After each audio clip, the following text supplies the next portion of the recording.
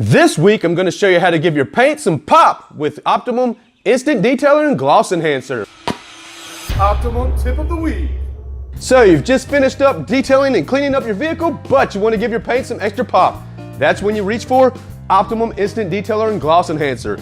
The Optimum Instant Detailer and Gloss Enhancer can be used on your glass, paint, and plastic surfaces. Plus, it'll help remove light dust and fingerprints, and it smells like bubble gum.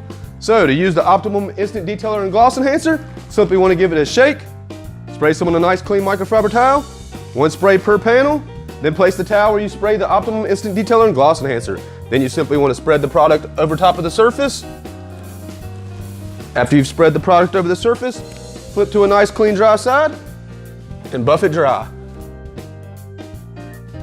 This is going to add some awesome slickness, gloss, give your paint some pop, and it smells like bubble gum. So there you have it, a way to give your paint some extra pop with Optimum Instant Detailer and Gloss Enhancer. If you like this video, give us a thumbs up. Don't forget to subscribe, and while you're at it, hit the little bell to be notified when Opti-Coat has more content coming your way. Optimum tip of the week.